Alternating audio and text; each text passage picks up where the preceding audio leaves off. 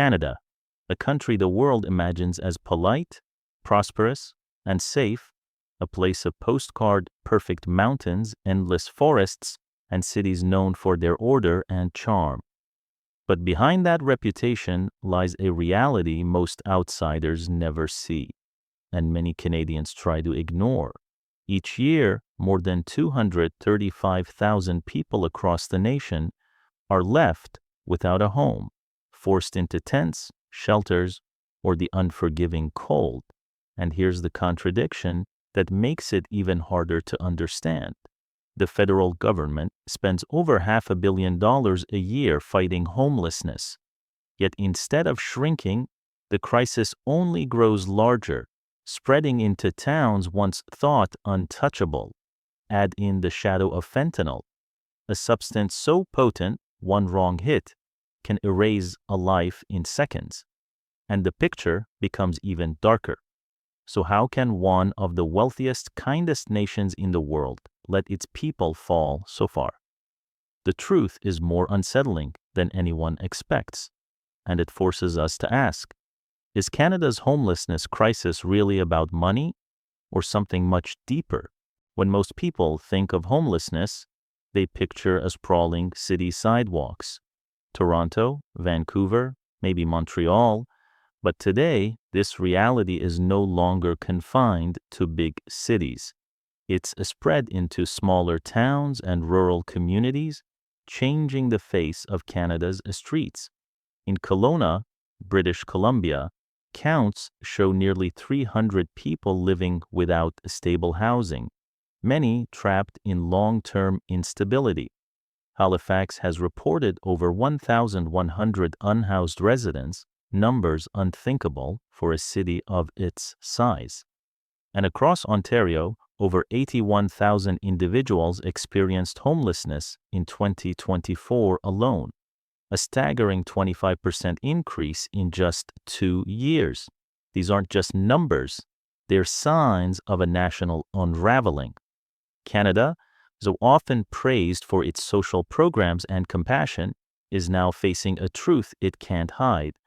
Homelessness isn't just a big city problem.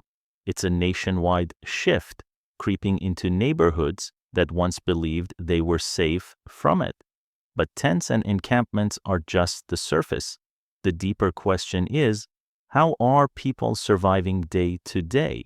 Step into the side streets of Montreal, and you'll find clusters of tents pressed against walls, graffiti messages scrawled across brick, and groups huddled under makeshift tarps as cars rush past.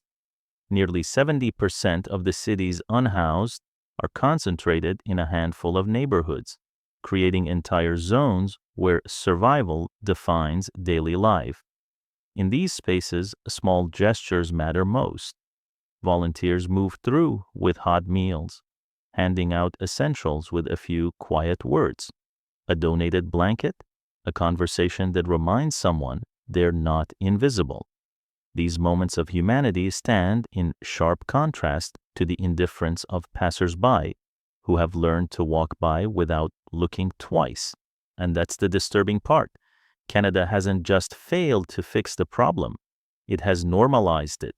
Encampments no longer spark shock. They're just part of the background.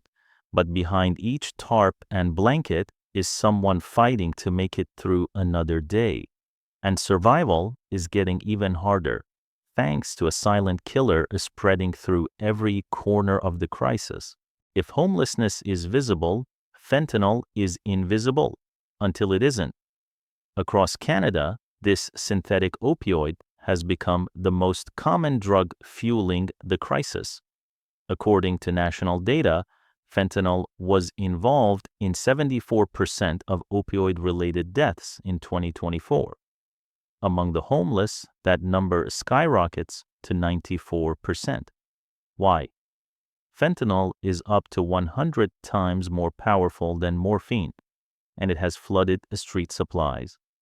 Dealers mix it into everything, pills, powders, even stimulants, because it's cheap, fast, and brutally effective, but its strength is wildly unpredictable. What feels like a normal dose one day could be lethal the next.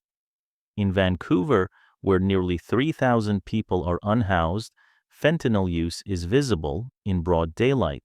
Sidewalks become injection sites, public parks turn into open-air consumption zones, discarded needles and foil litter the ground, each piece a reminder of how fragile survival has become. One wrong hit, and a heartbeat stops. Yet people keep using, not because they don't know the risks, but because the pain of cold, hunger, and trauma often feels worse than the risk of death. The government claims to have an answer, but critics say it's not a solution, just an expensive band-aid. In 2025, Ottawa proudly rolled out expanded safe supply programs, regulated pharmaceutical drugs given to those at highest risk.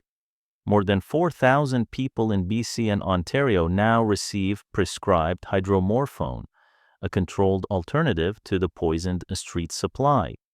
Needle exchanges distributed over 15 million clean needles in 2024 alone. Safer smoking kits, pipes, filters, even foil are now freely available at over 200 sites nationwide. On paper, these efforts save lives. Studies show a 40% drop in emergency visits in areas with a strong harm reduction programs, but not everyone sees it that way. Critics argue that Canada is spending billions just to manage decline instead of solving root causes.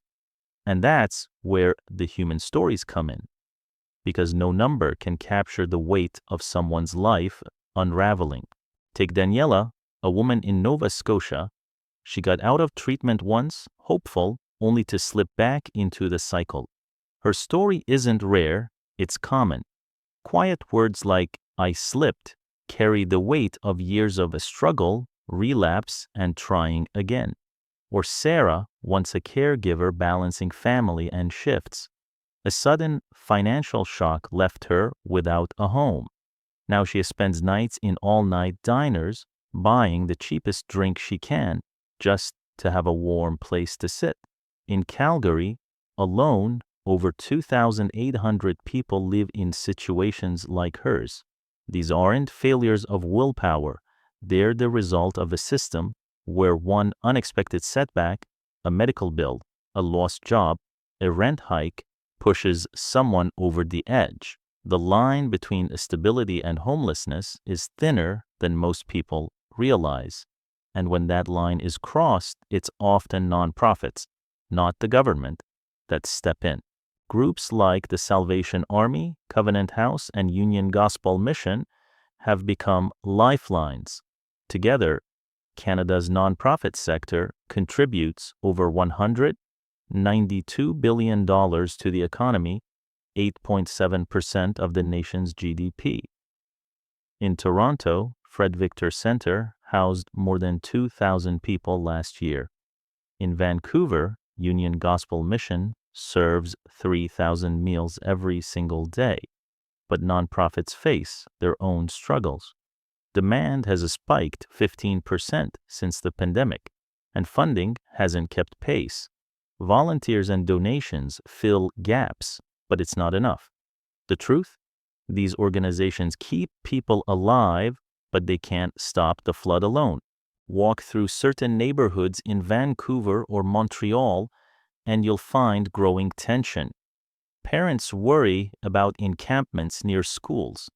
Businesses complain about needles left outside their doors. But here's what rarely gets said. Most people on the streets aren't dangerous. They're casualties of broken systems, mental health gaps, housing shortages, and addiction. In fact, innovative new teams in Vancouver are proving a different approach works. Instead of police crackdowns, trained community responders are de-escalating situations and building trust. Early results?